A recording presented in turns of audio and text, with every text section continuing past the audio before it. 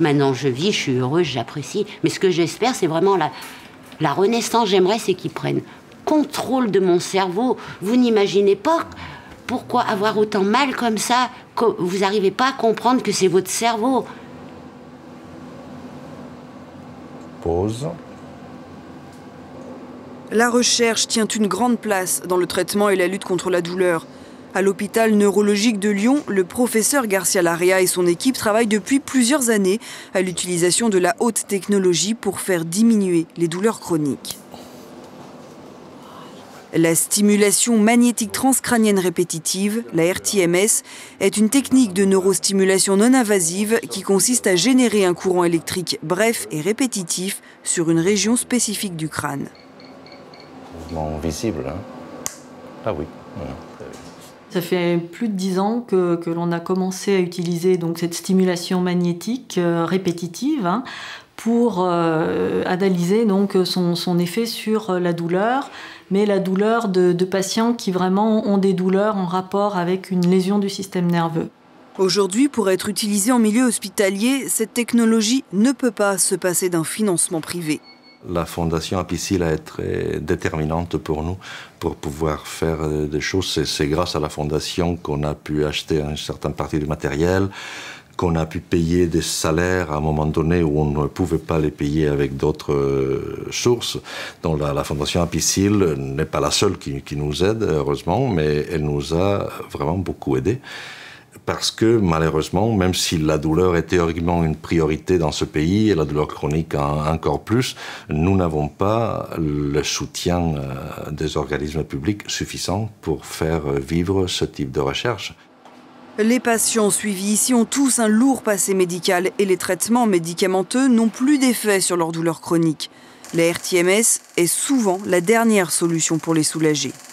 Un des premiers intérêts de la technique, c'est que si le patient est sensible à la RTMS, si on arrive à atténuer sa douleur grâce à la RTMS, eh bien, pratiquement dans 100% des cas, ensuite il va bien répondre à la stimulation chirurgicale, au stimulateur implanté.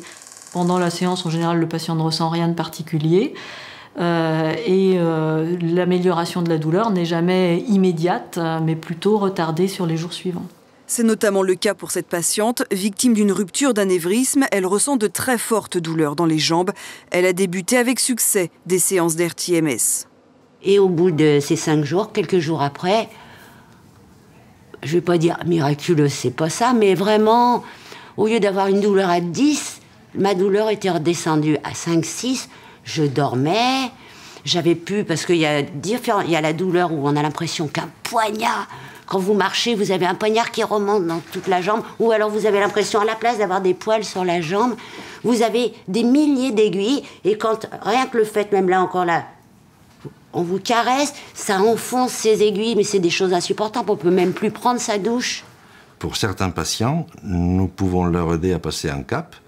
Ça va durer 1 an, ça va durer 2 ans, et après, les douleurs, spontanément, peuvent régresser. Pour d'autres, on peut leur donner un peu plus qu'il leur manquait d'une thérapie pharmacologique.